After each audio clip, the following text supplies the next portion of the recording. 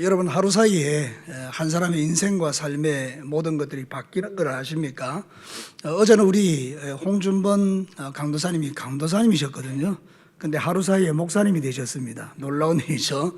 그러니까 하루 사이에도 놀라운 일들이 일어날 수 있다는 걸 생각하면 오늘 수요예배 오신 여러분 모두에게 어제까지의 인생이 오늘을 통해서 내일은 완전히 새로워지는 하나님의 축복 안에 사는 종들이 되시기를 주의 이름으로 축원합니다. 우리가 지난주에는 이제 다윗이 신정왕국을 이루는 과정 속에서 대단히 용맹했던 세 사람에 대한 이야기를 들었습니다. 예컨대 에셋 사람 아디노라고 하지만 사실은 야소보암이라는 사람 한 사람하고 엘르아살과 쌈마라는 사람이 세 사람이 다윗의 신정왕국에서 대단히 놀라운 능력을 행했던 사람들이죠. 이 사람들에 대해서 이야기하기를 그들은 이길 수 없는 전쟁을 이기게 만든 사람이다. 그래서 저와 여러분도 사실 세상 살다 보면 이길 수 없는 전쟁을 할 때가 있는데 우리와 함께 하시는 하나님 때문에 우리는 늘 이길 수 있다는 것을 우리는 믿습니다. 뿐만 아니라 이 사람들은 믿음의 행동으로 모든 상황을 역전시켜 버립니다. 우리도 살다 보면 정말 어려울 때가 있지 않습니까? 근데 내 안에 있는 믿음으로 그것을 역전시킨단 말이죠. 여러분도 지금 힘들고 어려운 분들이 있다면 여러분이 하나님을 믿는 믿음으로 여러분의 상황을 역전시켜 내시기를 주의 이름으로 축복합니다. 뿐만 아니라 이 사람들은 하나님의 기업을 지키는 자들이었다는 거죠. 하나님이 주셨던 그 축복의 기업을 빼앗기지 않고 지켜냈다는 거죠. 우리도 사실 지켜내야 될 것들이 참 많습니다. 그죠? 하나님이 주신 그 귀한 것들을 여러분 잘 지켜내는 그런 축복의 사람들 되시기를 축원합니다. 그런데 오늘 읽은 이 세 사람들은 바로 앞에 있는 그 세 사람하고는 비교할 수 없지만 그래도 그 신정왕국을 이루는 데 있어서 대단히 용맹했던 세 사람을 소개하는데 세 사람 중에 한 사람은 이름이 안 나옵니다. 누군지 모릅니다. 그런데 그 무명의 용사 한 사람하고 또 하나는 아비세고 또 하나는 버나야라는 사람입니다. 그 이 세 사람도 대단히 용맹하죠. 오늘 읽은 이 성경 본문에 보면 이 사람들을 가리켜서 존귀한 자다 이렇게 말합니다. 그러니까 우리가 믿음의 길을 걸어갈 때 내 앞에 붙는 수식어가 대단히 중요하죠. 권동진 목사는 대단히 존귀하다, 존귀한 권동진 목사 이렇게 이야기한다면 그 사람에 대한 평가가 존귀하다는 것에 다 들어있잖아요. 그죠? 이 존귀하다는 뜻이 무슨 뜻인가 하면 카바드라 그러는데 이 카바다의 뜻이 뭔가 하면 대충 그냥 쉽게 자기에게 주어진 일을 그냥 얼렁뚱땅 해치우는 그런 뜻이 아니고 자기에게 맡겨진 일을 최선을 다해서 감당하여 주변에 있는 많은 사람들에게 존경받는 사람이다 이런 뜻입니다. 카바드라는 말은 뭔가 하면 그냥 나에게 준 직분을 가지고 대충 때우는 그런 사람이 아니라 정말 그 주어진 직분을 최선을 다해서 감당해요 주변에 있는 많은 사람에게 인정받는 사람, 그거를 존귀하다라고 말하는 거죠. 그러니까 이 세 사람의 삶이 어떤지를 대충 아시겠죠? 이 사람들은 하나님이 자기에게 주신 그 사명을 최선을 다해서 살았고 흉내만 내거나 무늬만 있는 사람이 아니었다는 거죠. 오늘 이 말씀을 잘 들으시고 우리 진교교회 모든 수요기도에 오신 여러분들은 하나님이 볼 때나 사람이 볼 때나 우리 모두가 다 저를 포함해서 하나님 앞에서 존귀한 자들이 되시기를 주의 이름으로 축복합니다. 존귀하다는 말의 의미를 충분히 설명드렸습니다. 자, 오늘 이 본문을 통해서 하나님 우리에게 들려주는 첫 번째 메시지가 뭘까요? 우리 같이 한번 읽어볼까요? 시작. 신정왕국에 있어서 존귀한 자는 왕의 마음을 감동하게 하는 자들이다. 자, 오늘 읽었던 이 성경 본문은 여러분 특별 새벽기도에 때 오셨던 분들은 아시겠습니다만은 주와 함께 죽으러 가자 그 주제를 가지고 말할 때 잠시 언급했던 분들입니다. 여러분 다윗이 블레셋과 전쟁할 때에 자기가 옛날 고향에 있던 우물물이 그리워서 누가 나를 위하여 저 우물물을 떠다 줄고 이렇게 혼잣말로 이렇게 되내는데 그 이야기를 세 사람이 들었단 말이죠. 그 보통은 되게 부담스럽거든요. 여러분 그 블레셋에 가면 그 군인들이 거기 다 지천으로 널려 있는데 그걸 뚫고 지나가는 것은 자기 생명을 걸어야 되지 않습니까? 오늘 성경 본문에도 그렇게 이야기하죠. 여기 보면 17절을 한번 보시기 바랍니다. 이르되 여호와여 내가 나를 위하여 결코 이런 일을 하지 아니하리다. 이는 뭐를 걸고 갔던 사람들이라고요? 목숨을 걸고 갔다는 거예요. 그러니까 이 세 사람이 다윗의 이야기를 딱 듣는 순간에 왕이 베들레헴에 있는 고향의 우물물을 마시고 싶구나. 왕이 저렇게 원하면 내가 왕을 기쁘게 하기 위하여 내 목숨을 걸어야 되겠다. 그리고 세 사람이 달려간 거예요. 그리고 그 베들레헴 우물물에 가서 그 우물을 진짜 떠와가지고 왕에게 갖다 바친 거죠. 만약 여러분이 왕이었는데 여러분들이 이렇게 말하는 거예요. 저 하동에 있는 저 솔밭에 있는 우물을 떠서 누가 와서 나한테 먹여주면 좋겠다 이랬는데 누군가 가서 막 물을 떠왔어요. 생명 걸고. 여러분 그 사람 보면 어떤 마음이 들겠습니까? 너무 감동되겠죠. 바로 그거예요, 여러분. 이 사람들이 존귀하다는 의미가 뭔가 왕의 마음을 그렇게 시원하게 하는 자들이었다는 거죠. 여러분, 우리는 다 누굽니까? 우리에게 왕이 있습니다. 그 왕이 누구시죠? 하나님이시고 예수님이십니다. 우리는 그분을 나의 왕으로 모시고 살아가는 줄로 믿습니다. 예수 우리 왕이여. 우리 그런 찬양 드리잖아요, 그죠? 하나님이 나의 왕이시고 예수님이 나의 왕이지. 그럼 나는 그분의 신하니까 내가 해야 될 일은 뭐죠? 그 왕의 마음을 시원케 하는데 뭐를 걸어야 되죠? 목숨을 걸어야 된다는 거예요. 이게 바로 존귀한 자라는 거예요. 아까 말씀드렸죠. 우리가 직분을 가지고 있거나 뭘 가지고 있거나 대충 흉내만 내는 그게 존귀한 자가 아니라는 거예요. 그 일을 위하여 목숨을 걸 때에 그를 존귀한 자라고 표현한다는 거죠. 자, 성경은 우리에게 이렇게 권면하죠. 잠언 25장 13절 같이 한번 읽어볼까요? 시작. 충성된 사자는 그를 보낸 이에게 마치 추수하는 날에 얼음 냉수 같아서 능히 그 주인의 마음을 시원하게 하느니라. 이런 말씀은 제가 계속해서 말씀할 때마다 언급하는 말씀이에요. 우리의 마음에 심장에 새겨놓으면 좋은 말씀들이죠. 정말 주인의 마음을 시원하게 하는 자들이 있다는 거죠. 여러분의 인생 가운데서 하루를 살아도 여러분을 통해서 하나님의 마음을 시원케 하는 그런 존귀한 자들이 되시기를 축복합니다. 우리가 사는 이 시대에는 이런 충성된 자를 찾아보기가 쉽지 않죠. 저부터 시작해서 여러분 모두가 이 말씀에 비춰보면 나는 참 하나님의 마음을 시원하게 하고 있는가 그럴 때 우리가 다 거의 비슷한 대답을 할 수 있어요. 참 많이 부족합니다. 그럼에도 불구하고 오늘 이 말씀을 저와 여러분에게 주시는 이유는 뭔가 하면 하나님이 우리의 남은 인생 가운데에 정말 주님의 마음을 시원하게 하는 인생이 되기를 원하시는 아버지의 마음이 이 속에 있는 줄로 믿습니다. 사랑하는 성도 여러분, 지금 이 세대의 사람들은요 다 자기 일에 바쁜 거예요. 여러분, 성경에 보면 바울이 디모데에게 보낸 편지 속에서 그런 언급을 해요. 여러분, 디모데후서 2장 4절에 보면 이런 이야기하죠. 같이 한번 읽어봅시다. 시작. 병사로 복무하는 자는 자기 생활에 얽매이는 자가 하나도 없나니 이는 병사로 모집한 자를 기쁘게 하려 함이라. 아까 그 잠언의 이야기와 이 디모데전서의 이야기가 같은 이야기죠. 디모데후서의 이야기가. 우리는 주님의 그리스도의 군사들인데 우리는 이 모집한 자인 하나님을 기쁘시게 해야 되는데 사람들이 다 어떻게 한다고요? 자기 일에 바쁜 거예요. 병사로 모아놨더니 병사가 집에 가버린 거예요. 그럼 이 전쟁이 되겠습니까? 그죠? 그걸 탈령이라 그러죠. 여러분, 군대에 모아놨는데 군대에서 이렇게 훈련도 받고 전쟁도 해야 되는데 집에 가버리면 탈령이죠. 그런 군인은 군인이 아닌 거죠. 근데 우리가 신앙생활 할 때 보면 그런 사람들이 종종 있을 수 있다는 거죠. 하나님이 나에게 주신 그 귀한 사명에서 벗어나 탈령하는 경우들이 있다는 거죠. 이해는 돼요. 힘들고 어려운 삶의 상황 속에서 때로는 우리가 살아갈 때 탈령하고 싶을 때가 있지 않겠어요? 그런데 그때 마음을 붙들어서 하나님의 마음을 시원케 하는 자가 하나님이 찾으시는 군사들이라는 거죠.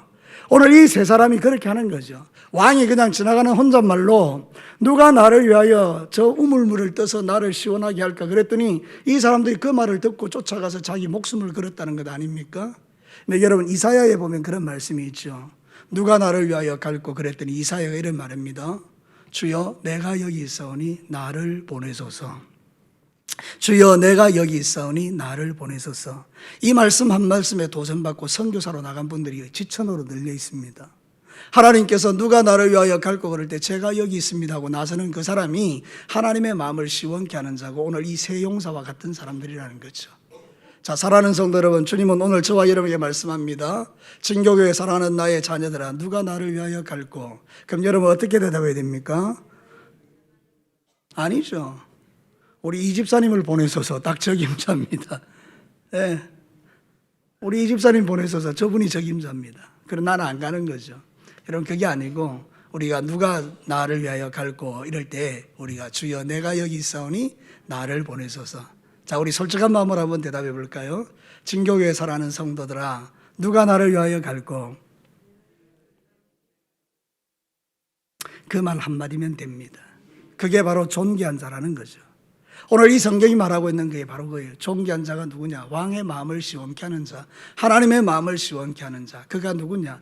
누가 나를 위하여 갈고 그럴 때 목숨 걸고 제가 있으니 제가 가겠습니다. 그게 바로 오늘 성경이 우리에게 들려주는 첫 번째 메시지라는 거죠. 여러분, 이런 이야기를 들으면 우리 좌절되지 않습니까? 왜? 내 믿음의 수준이 거기에 못 미치니까. 아유, 목사님, 말씀만 들어도 부담스러운데요. 나는 그렇게 못해요. 맞습니다. 근데 여러분 생각해 보십시다. 이 세 용사가 처음부터 그랬을까요? 아니에요. 작은 것에부터 충성하다 보니 큰 것에 충성됐다는 거죠. 여러분 모든 신앙생활은요 작은 것에서 시작합니다.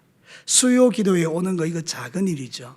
근데 이 작은 일에 충성하는 여러분들이 나중에 큰 일을 할 수 있다는 거죠. 여러분의 주변에 있는 사람들을 섬기는 거 작은 일이죠. 근데 그 작은 일에서부터 크게 되는 거예요. 작은 일에 충성되지 않으면 하나님은 절대로 큰 일을 맡기지 않죠. 하나님은 때때로 우리를 크게 키우시기 위하여 우리에게 작은 고난을 허락할 때가 있습니다. 다시 말씀드릴게요. 하나님은 우리에게 큰 일을 맡기기 위하여 우리에게 작은 고난을 허락할 때가 있습니다. 그럼 그 작은 고난을 통과하다 보니 나중에는 크게 하나님 앞에 쓰임받는 사람들이 되는 분들이 많이 있지 않습니까? 그러니까 사랑하는 성도 여러분, 좌절하지 마시라는 뜻이에요. 이 사람들은 정말 대단하죠. 아비세, 브나야, 이름 없는 그 무명의 용사, 어떻게 이럴 수 있을까요? 그래서 우리는 생각합니다. 나는 안 돼. 근데 여러분 한 번만 더 생각해 보시죠. 그 사람들이 처음부터 그랬던 건 아니에요. 그들도 어린 시절이 있었고, 그들도 젊은 시절이 있었고, 그들도 작은 일에 충성되었을 때가 있었다는 거죠. 작은 일이 쌓이다 보니 나중에 이런 목숨을 걸어야 될 때도 목숨 거는 그런 신앙인이 되었다면, 오늘부터 여러분과 저가 작은 일에 충성하시면 하나님 앞에 존귀한 자가 될 줄로 믿습니다. 성경 한 장 펼쳐 읽는 데서부터 시작되는 겁니다. 하나님의 말씀을 묵상하는 데서부터 시작하는 겁니다. 여러분들이 5분간 시간을 내어서 조용한 곳에서 기도하는 것에서부터 시작하는 겁니다. 여러분들이 수요 예배에 참여해서 예배 드리는 것에서부터 시작하는 겁니다. 그 작은 일이 나중에 더 크게 하나님 앞에 쓰임받는 통로가 되는 거죠.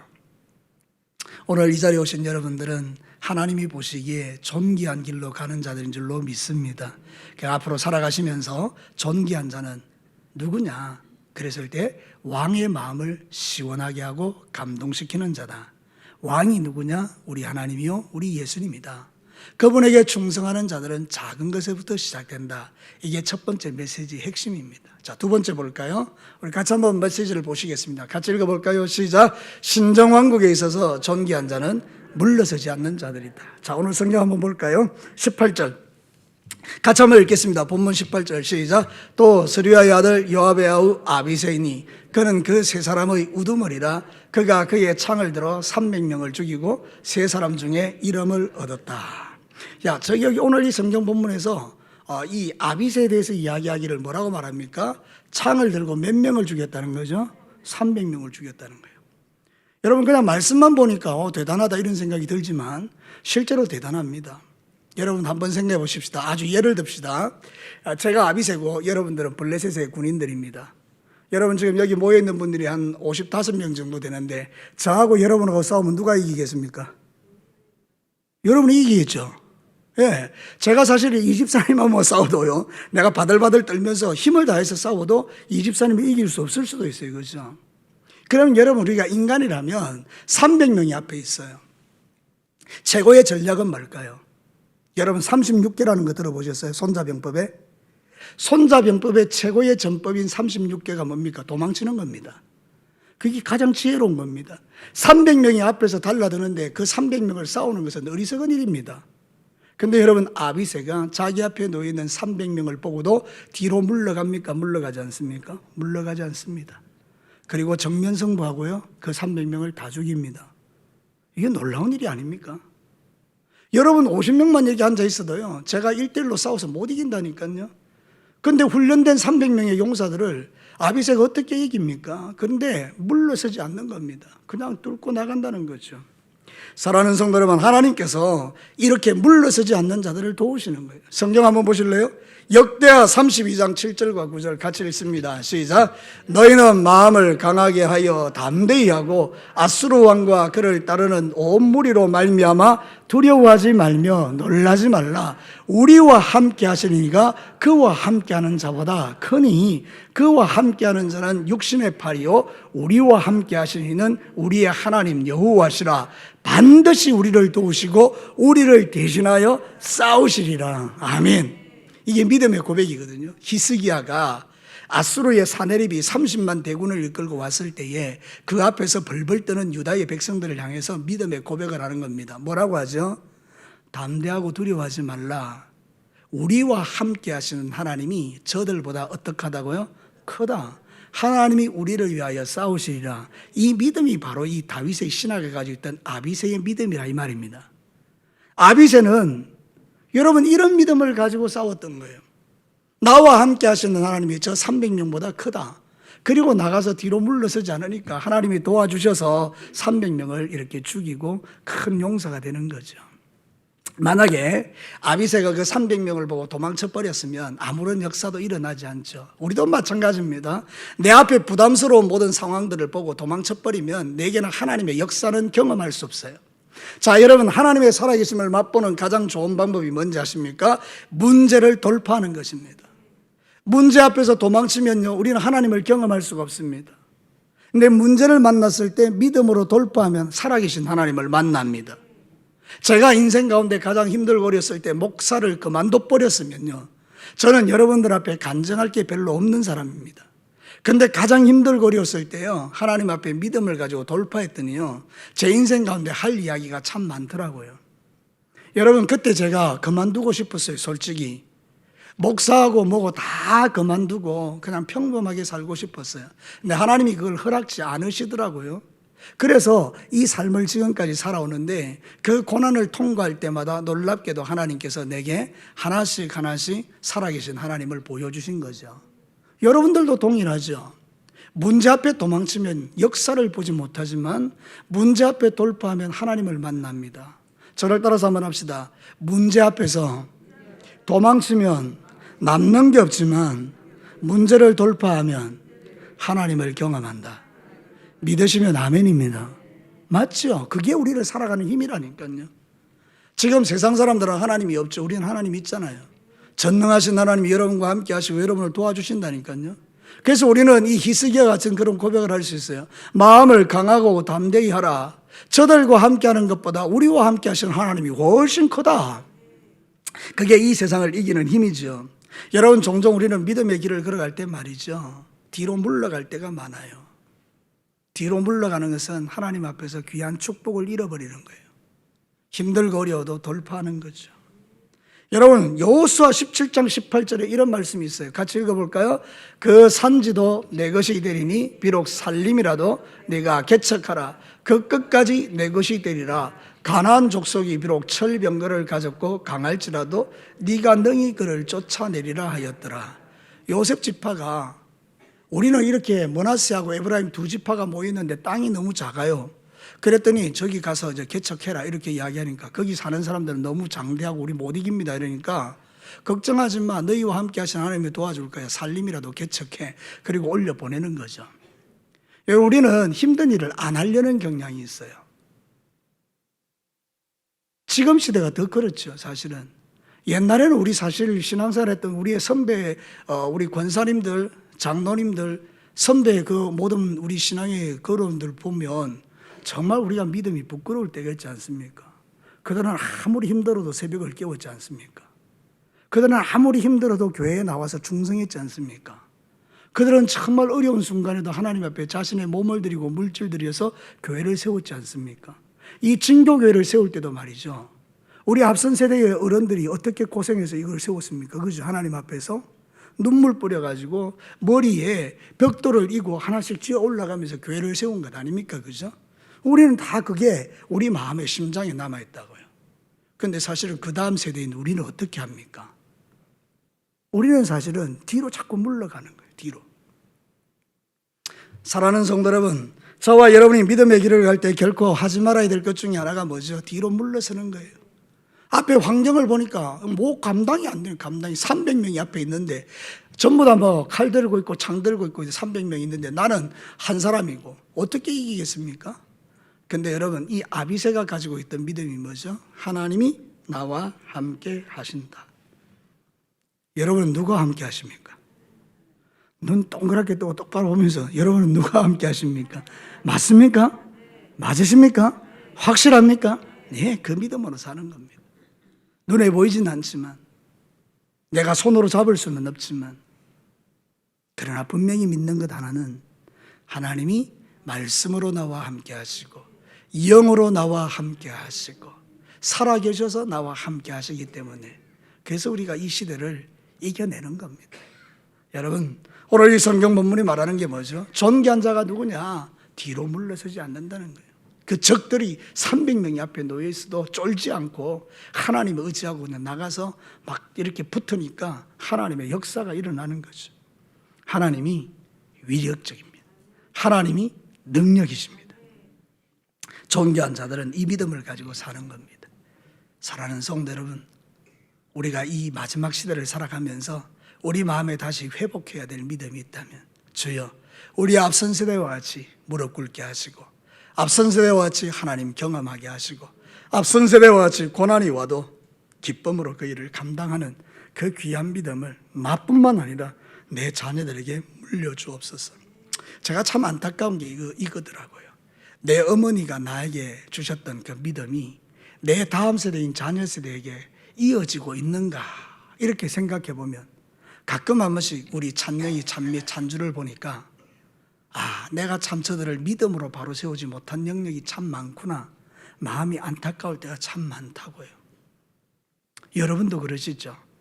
그래서 여러분 다시 여러분의 마음을 새롭게 하셔서 하나님, 나부터 온전히 세워주시고 나를 통해서 우리의 자녀 세대가 믿음의 굳센 용사가 되게 해 주십시오. 우리 이 집사님의 기도대로 대한민국과 세계 가운데 하나님 나라를 이루는 아이들로 자라가게 해 주십시오. 그런 꿈과 비전을 가지고 뒤로 물러서지 마시고 믿음의 선한 영향력을 행사하는 저와 여러분과 저가 되시기를 축복합니다. 마지막 세 번째입니다. 한번 읽어볼까요? 시작. 신정왕국의 존귀한 자는 불가능을 가능으로 바꾸는 자이다.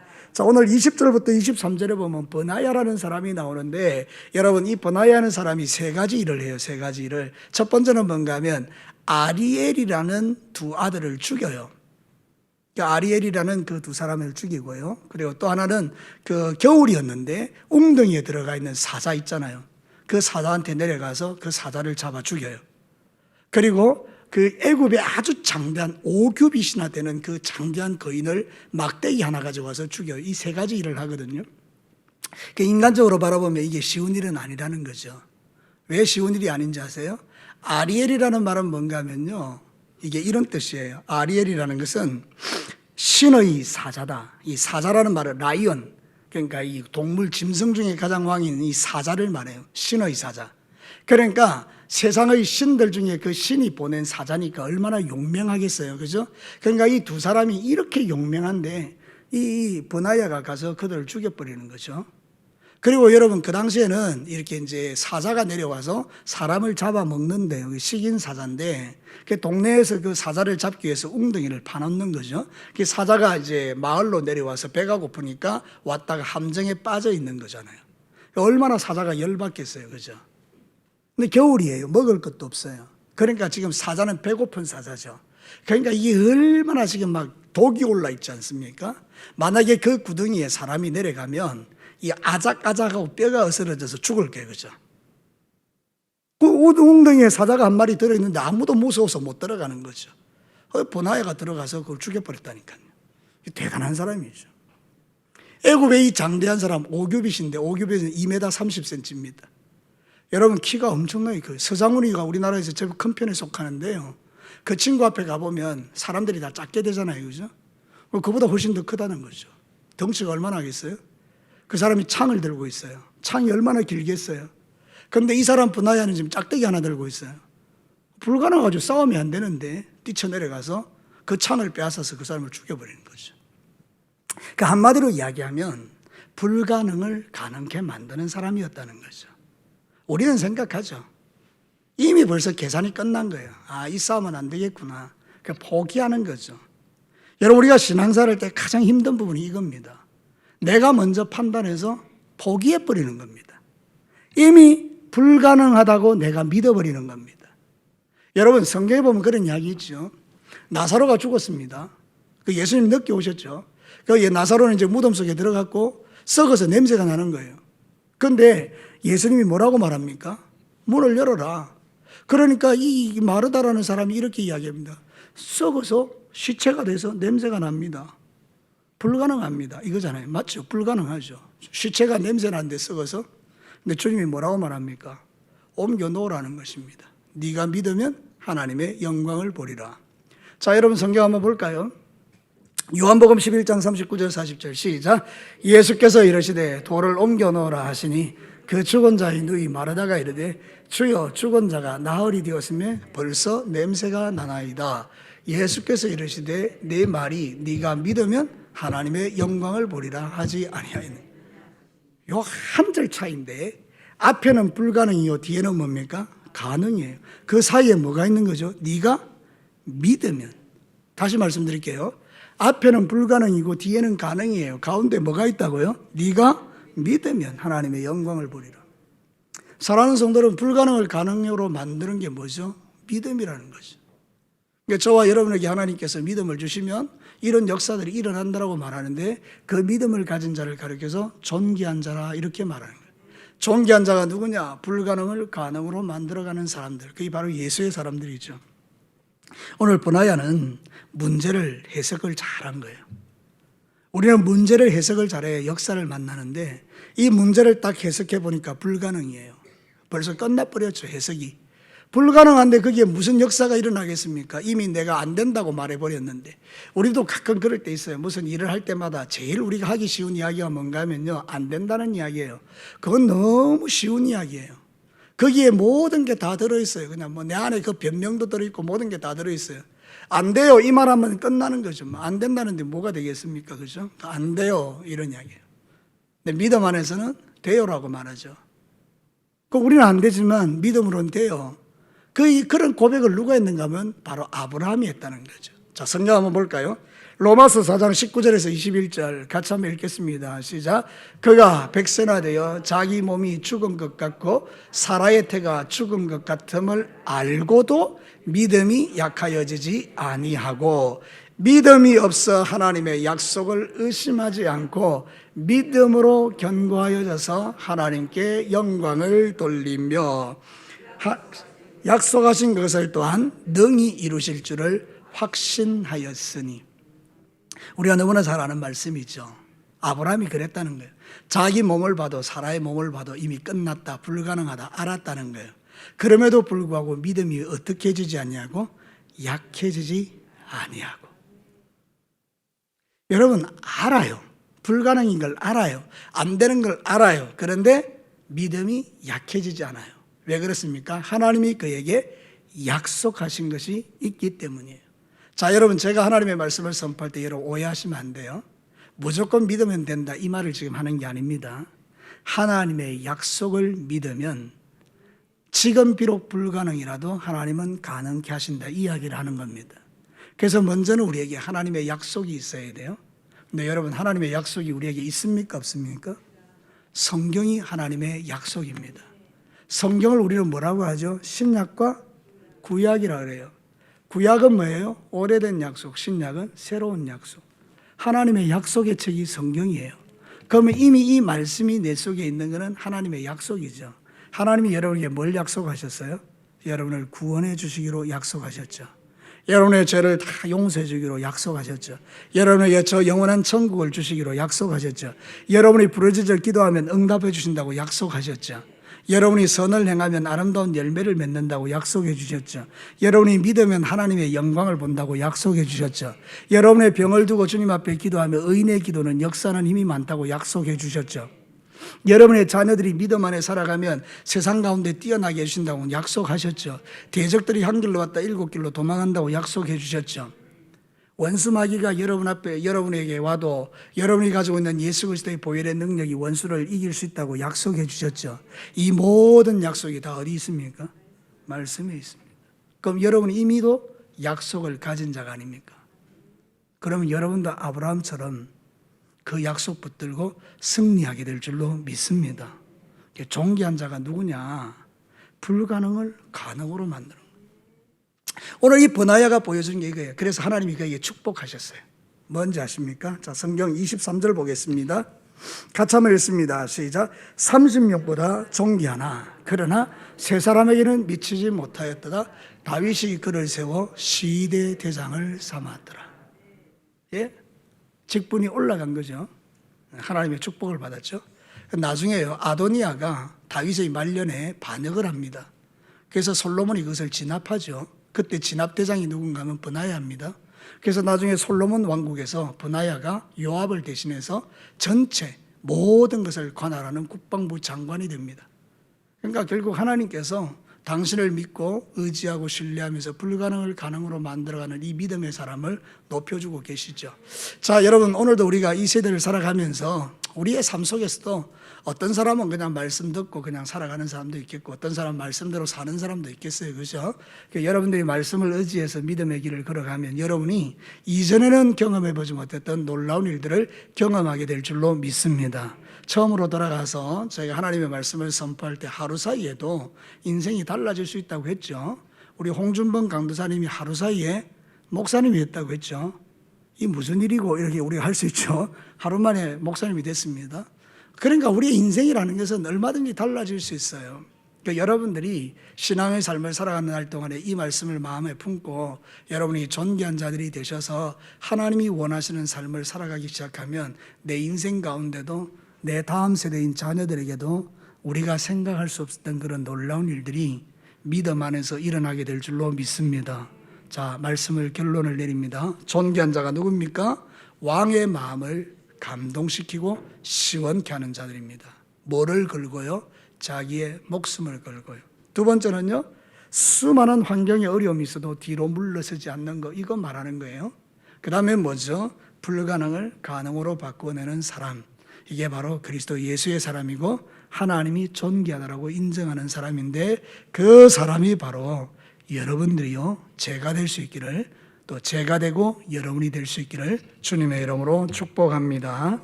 우리 같이 한번 기도해 볼까요?